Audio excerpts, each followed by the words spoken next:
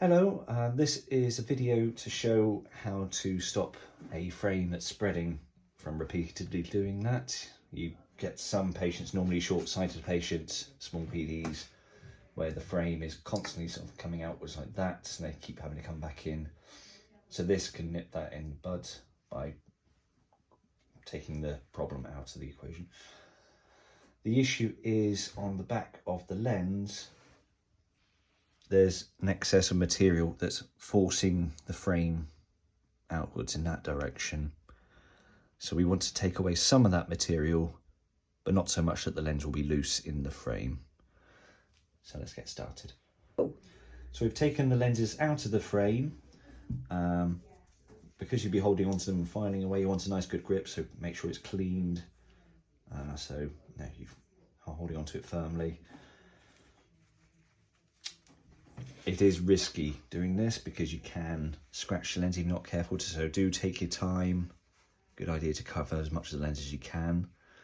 So if you look in on here, you can see the bevel.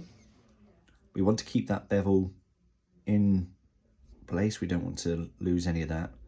So it's from behind the bevel about here that we want to remove the material. So just in slow strokes. I tend to use one of these square files for this job. And to do that, keep checking that you're not losing the bevel, keep that in. And we're doing the part that matches up to this top corner here in the frame.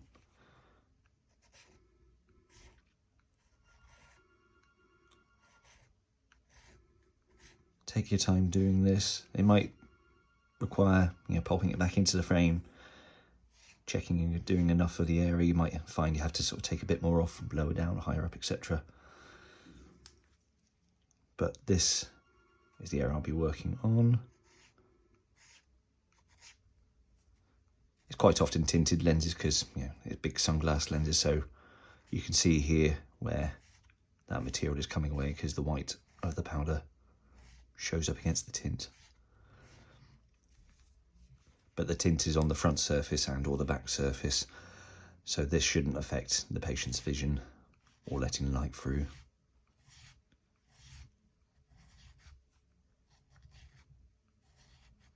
And again, just be careful you don't let the point of the lens anywhere near either surface. So we may come back and take off more later, but it's worth checking how that's fitting rather than taking off too much. But also, whilst the lenses are out of the frame has been pushed out of shape. So we want to bring the frame back in so that once the lenses are in place, it fits well. So what I tend to do here is heat up the frame and bring these sides in. Be careful though, as you can see on this frame, you can see the joints for the arm. It can be very easy to put tension on that and cause that bit to be loose.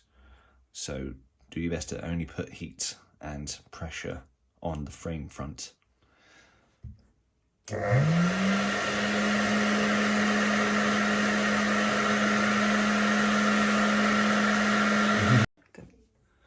So whilst the frame is still quite hot, thankfully I've got asbestos fingers for this, I want that frame to stay in that new tighter position whilst the lenses go in, so I actually cool it down with a bit of water whilst holding it in that shape. So you can see there that it's going to be like overly brought in now, but once the lenses are in with their new groove, that should also hopefully level out back to somewhere where it's comfortable for the patient. So now we've taken the material off the lens there and the frame has been reduced in its head width and put it all back together. Sometimes you need a little bit of heat to get the frame to go around the lens. We don't want to do it too much and lose the shape we've just put in there.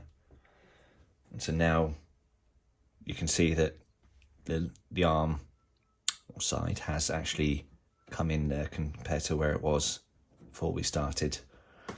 Obviously, it would help if the patient has selected a frame that's an appropriate fit in the first place, but it can't always be the case with, for instance, sunglasses, where they do need something bigger to give the good coverage.